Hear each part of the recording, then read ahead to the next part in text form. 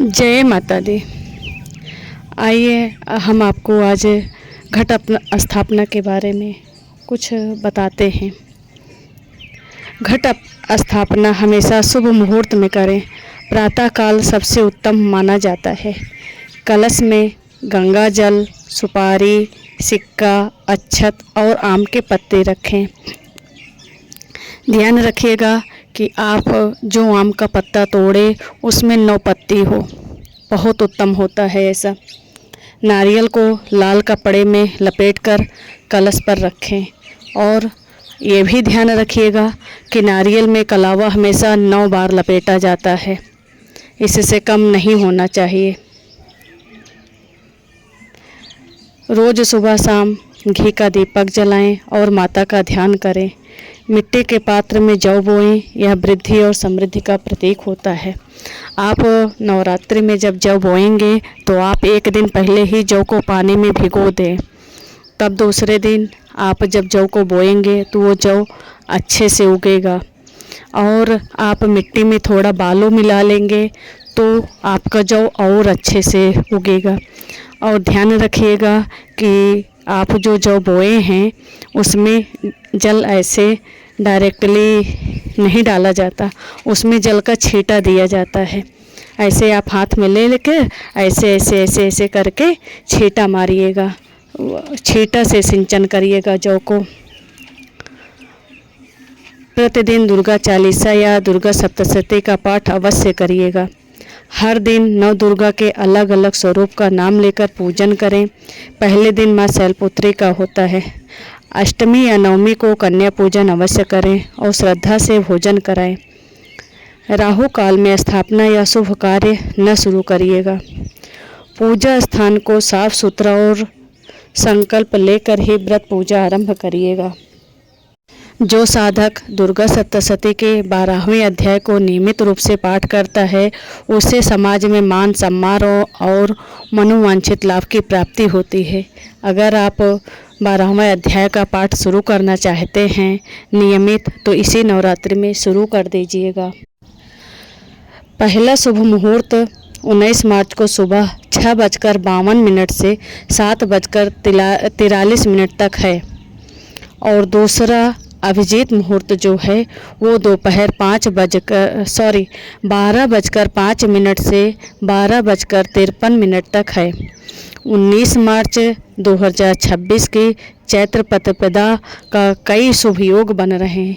सर्वार्थ सिद्धि योग 20 मार्च को पड़ेगा जो कि सुबह 4:05 से 6:25 तक रहेगा।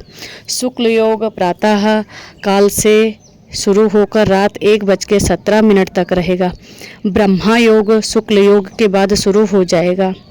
इन योगों के कारण इस साल कलश स्थापना और पूजा का फल कई गुना बढ़ जाएगा। सावधानी आप लोग ये रखिएगा कि राहु काल में स्थापना मत करिएगा। राहु काल दोपहर 2 बजे से 3:30 तक रहेगा 19 मार्च को। इस समय कोई भी शुभ कार्य या पूजा न करें। घट स्थापना और पूजा राहु काल से पहले ही कर लें या उसके बाद करें। चैत्र नवरात्रि बेहद पावन माना जाता है। यह माँ दुर्गा को समर्पित है। आप लोग एक चीज़ और करिएगा, नवरात्र की हर रात सोने से पहले घर के मुख्य द्वार पर गाय के घी का एक दीपक जलाएं। ध्यान रहे दीपक की लौ उत्तर या पूर्व की दिशा में होनी चाहिए। यह दीपक माँ लक्ष्मी के स्वागत का प्रतीक माना जाता है। अगर हो पाए तो दीपक में 1 चुटकी केसर डाल दें। इससे घर की नकारात्मक ऊर्जा का नाश होता है, साथ ही जीवन में खुशहाली आती है। रात के समय चांदी की कटोरी में कपूर और 2 फूल वाली लौंग जलाकर पूरे घर में उसका धुआं दिखाएं। यदि चांदी की कटोरी नहीं है तो मिट्टी की जो दियाली आती है उस पर ही करें। लौंग और कपूर का यह उपाय गरीबी का नाश करने के लिए बहुत कारगर उपाय माना जाता है। साथ ही धन के नए मार्ग बनाते हैं। ये माँ लक्ष्मी को कमल बहुत प्रिय है। ऐसे में नवरात्र की किसी भी रात ओम श्रीं हुं क्लीं महालक्ष्मी नमः। फिर से सुनिए, ओम श्रीम ह्रीं क्लीं महालक्ष्मी नमः मंत्र का कमल गट्टे की माला से 108 बार जप करें। ऐसा करने से आपकी सोई हुई किस्मत जाग जाएगी, साथ ही जीवन में शुभता का आगमन होगा। एक लाल कपड़े में 5 या 11 पीली कौड़ियाँ और एक चांदी का सिक्का बांधकर माँ दुर्गा के चरण में रखें। नवरात्र की आखिरी रात इसे उठाकर अपनी तिजोरी में रख लें। यह गुप्त उपाय है जो धन की मुश्किलों को दूर करता है। उपाय करते समय तन और मन दोनों की पवित्रता बनाए रखें। जैसा कि साफ है कि गुप्त उपाय तभी फल देते हैं जब उन्हें हम गुप्त रखते हैं। मन के भाव को भी पवित्र रखें। आप लोग बाती लगाते समय भी ध्यान रखिएगा। लंबी बाती देवी लक्ष्मी, देवी दुर्गा, देवी सरस्वती, कुल देवी, पितृ पूजा में लगाई जाती है। लंबी बाती से घर में धन समृद्धि बढ़ती है, परिवार की उन्नति होती है और पितृदोष शांत होता है। इतने के लिए लंबी बाती प्रयोग में लिया जाता है।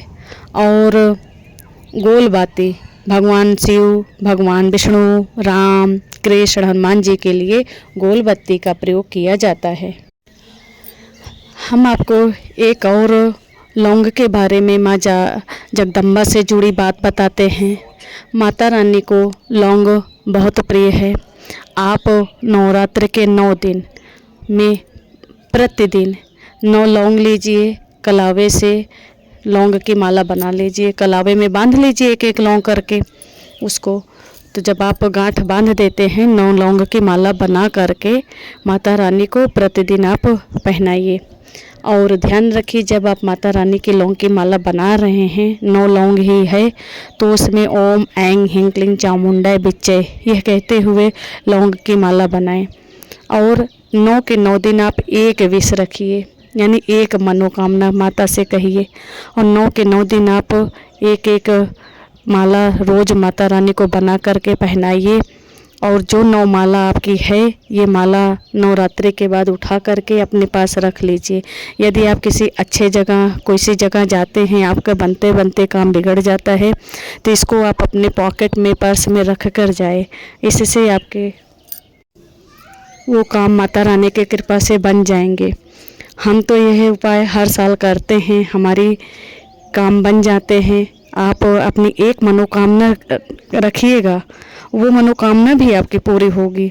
साथ में इस माला को आप जहाँ भी लेके जाएंगे, वो जिस उद्देश्य से जाएंगे वो काम आपका बन जाएगा। इतना प्रभावशाली ये माता का लौंग का माला होता है। आप नवरात्रि में जब दीपक जलाएंगे तो दीपक में प्रतिदिन आप श्रद्धानुसार जो आपके सामर्थ्य है, तेल का, घी का, आप उसमें 2 लौंग यानी 1 जोड़ा लौंग, जोड़ा किसको कहते हैं जब 2 होता है, 1 जोड़ा लौंग तेल के दीपक में हो या घी के दीपक में हो, आप डाल दीजिएगा। ऐसा करने से आपके जिस उद्देश्य से आप यह नवरात्रि पूजन कर रहे हैं वो उद्देश्य अतिशीघ्र पूरा होगा। आप लोगों से प्रार्थना है कि आप हमारे वीडियो को पूरा देखा करिए, सब्सक्राइब करा करिए। और यदि आपके मन में या किसी के और अच्छा करने का विचार रहता है तो हमारी वीडियो को शेयर भी करिए। जय माता दी।